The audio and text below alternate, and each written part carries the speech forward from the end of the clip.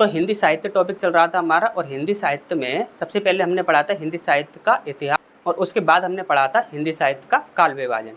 उसके बाद हम क्वेश्चन आंसर कर रहे थे, और फर्स्ट क्लास में जो हमने क्वेश्चंस किए थे उसमें से सबसे लास्ट क्वेश्चन था आपका, देवनागरी लिपि को राष्ट्र लिपि के रूप में कब स्वीकार किया गया था। हमने आपसे बोला था कि नेक्स्ट जो क्वेश्चंस की क्लास रहेगी उसमें हम आपको इस प्रश्न का आंसर दे देंगे, ठीक। तो इसमें इसके जो उत्तर हैं, पहला है 14 अगस्त 1949, दूसरा है आपका 14 सितंबर 1949, तीसरा है आपका 14 अक्टूबर 1949, और चौथा है आपका 14 नवंबर 1949। तो इसका जो सही आंसर है वो है आपका 14 सितंबर 1949, ठीक।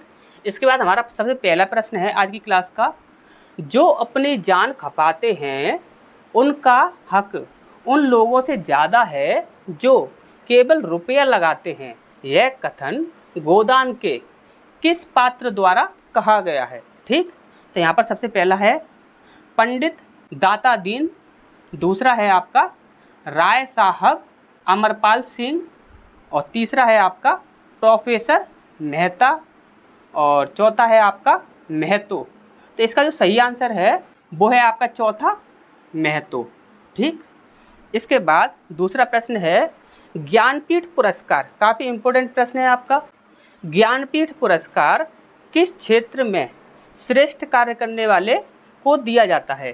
तो यहाँ पर इसका सबसे पहला है साहित्य, दूसरा है संगीत, तीसरा है काल, और चौथा है कि तीनों क्षेत्रों में दिया जाता है। तो इसका जो सही आंसर है वो है आपका साहित्य, ठीक। तो नेक्स्ट की ओर बढ़ते हैं, तब तक आप इसका स्क्रीनशॉट ले लीजिए।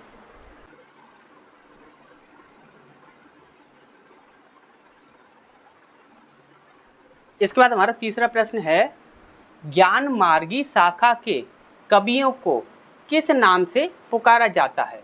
तो सबसे पहला है यहाँ पर निरादेश कवि, दूसरा है आपका संत कवि, तीसरा है आपका प्रमुख कवि, और चौथा है आपका गौड़ कवि। तो इसका जो आंसर है वो है आपका संत कवि, ठीक। इसके बाद चौथा प्रश्न है डोगरी भाषा, काफ़ी इम्पोर्टेंट है, ठीक। हर तरह से यहाँ पर प्रश्न पूछा जाता है, ये एनवायरमेंट में भी यहाँ पर डोगरी भाषा से प्रश्न पूछा जाता है और हिंदी में भी पूछा जाता है, तो याद रखिएगा। डोगरी भाषा मुख्य रूप से कहाँ बोली जाती है। तो सबसे पहला है आपका हिमाचल प्रदेश, दूसरा है आपका जम्मू कश्मीर, तीसरा है आपका कर्नाटक, और चौथा है आपका उत्तर प्रदेश यानी कि यूपी। तो इसका जो सही आंसर है वो है आपका जम्मू कश्मीर, ठीक। इसके बाद पांचवा प्रश्न है ढाई अक्षर प्रेम के पढ़े सो पंडित होए, पंक्ति के रचयिता कौन है। तो यहाँ पर सबसे पहला है यहाँ पर कबीरदास, दूसरा है यहाँ पर आपका तुलसीदास, तीसरा जयशंकर प्रसाद, और चौथा महावीर प्रसाद। तो इसका जो सही आंसर है वो है आपका कबीरदास, ठीक। इसका छठवां प्रश्न है तुलसीदास का वह ग्रंथ कौन सा है, इंपॉर्टेंट क्वेश्चन है। तुलसीदास का वह ग्रंथ कौन सा है जिसमें ज्योतिष का वर्णन किया गया है। तो यहाँ पर सबसे पहला है आपका दोहावली, दूसरा विनय पत्रिका, तीसरा रामचरितमानस, और चौथा रामाज्ञा प्रश्नावली। तो इसका जो सही आंसर है वो है आपका रामाज्ञा प्रश्नावली, ठीक। तो तब तक आप इसका स्क्रीनशॉट ले लीजिए, फिर हम आगे बढ़ते हैं।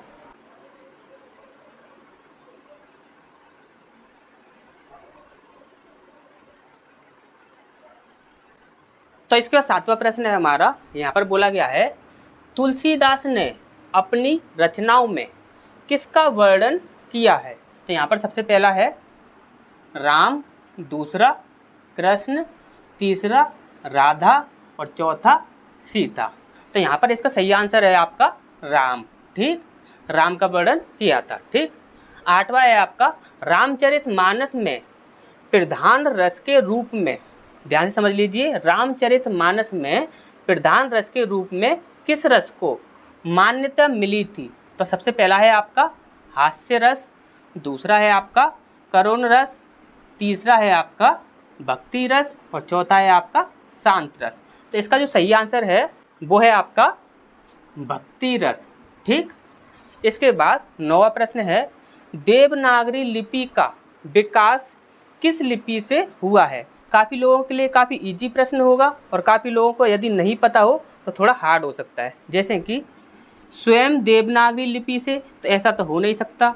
ठीक, इसके बाद दूसरा है आपका रोमन लिपि से। तो रोमन लिपि आप अच्छे से जानते हो कि रोमन लिपि होती है जो अंग्रेजी भाषा की जो लिपि होती है ABCD, तो वो वाली लिपि रोमन लिपि होती है। ठीक, इसके बाद होता है आपका गुरुमुखी लिपि से। तो गुरुमुखी लिपि होता है आपका पंजाबी लिपि, जो पंजाबी भाषा जो बोली जाती है, जो पंजाबी भाषा की लिपि होती है गुरुमुखी।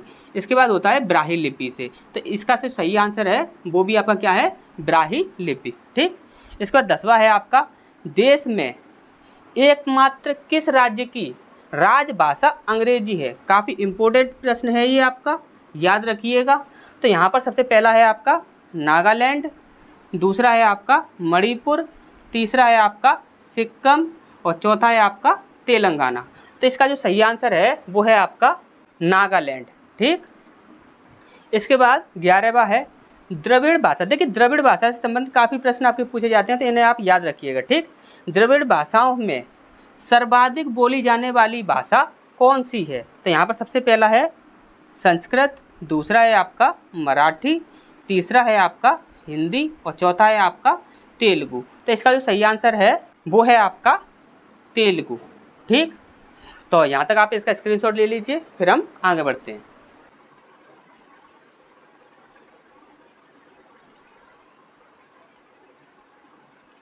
तो इसके बाद 12वां प्रश्न है हमारा, यहाँ पर बोला गया है निराला यानी कि सूर्यकांत त्रिपाठी निराला को कैसा कवि माना जाता है। ठीक, तो यहाँ पर सबसे पहला है धार्मिक कवि, दूसरा है आपका क्रांतिकारी कवि, तीसरा है आपका पापी कवि, या फिर है आपका चौथा पहला और दूसरा दोनों सही है। तो यहाँ पर इसका जो सही आंसर है वो है क्रांतिकारी कवि। ठीक, इसके बाद 13वां प्रश्न है, वह उपन्यास जो अधूरा रह गया था वह कौन सा है। तो यहाँ पर सबसे पहला है आपका चंद्रप्रभा, दूसरा है आपका परीक्षा गुरु, तीसरा है आपका मंगलसूत्र और चौथा है आपका भाग्यवती। तो इसका जो सही आंसर है वो है आपका मंगलसूत्र। ठीक, तो इसके बाद 14वां प्रश्न है, देखिए मंगलसूत्र के बारे में एक और बात बता देते हैं कि ऐसा नहीं था कि ये अधूरा ही रह गया था, ये बाद में पूरा भी किया गया था, लेकिन उनके पुत्र के द्वारा इसे पूरा किया गया था। ठीक, उन्होंने स्वयं ही इसे पूरा नहीं किया था, इनके बाद इनके पुत्र ने उसे पूरा किया था। ठीक, इसके बाद 14वां प्रश्न है आपका, प्रकृति के सुकुमार कवि किसे कहा जाता है। काफ़ी इंपॉर्टेंट प्रश्न भी है और आपने यदि प्रीवियस ईयर के एग्जाम पेपर देखे होंगे तो आपको इसका आंसर पता भी होगा। जैसे कि सबसे पहला है आपका चंद्रबरदाई, दूसरा है आपका तुलसीदास, तीसरा है आपका देवसेना और चौथा है आपका सुमित्रा नंदन पंत। ठीक, तो इसका जो सही आंसर है वो है आपका सुमित्रा नंदन पंत। ठीक, इसके बाद 15वां प्रश्न है आपका, प्रेम लक्षण भक्ति को किस भक्ति शाखा ने अपनी साधना का मुख्य आधार बनाया है। तो यहाँ पर सबसे पहला है आपका कृष्ण भक्ति शाखा, दूसरा है आपका राम भक्ति शाखा, तीसरा है आपका पहला और दूसरा दोनों ही सही हैं, या फिर चौथा है आपका नोटा यानी कि नन ऑफ दी एबव, इनमें से कोई भी सही नहीं है। तो इसका जो सही आंसर है वो है आपका कृष्ण भक्ति शाखा। ठीक, यहाँ पर 16वां प्रश्न है आपका, प्रेम सागर के लेखक कौन है। तो प्रेम सागर जो आपकी रचना है उसके लेखक कौन है। ठीक, तो यहाँ पर सबसे पहला है आपका निराला, दूसरा है आपका देवसेना, तीसरा है आपका लल्लू लाल और चौथा है आपका प्रेमचंद। ठीक, तो इसका जो सही आंसर है वो है आपका प्रेम सागर के जो रचयिता हैं वो हैं आपके लल्लू लाल। ठीक, तो यहाँ तक आपको अच्छे से समझ आ गया होगा। नेक्स्ट पॉइंट की ओर बढ़ते हैं, तब तक आप इसका स्क्रीनशॉट ले लीजिए।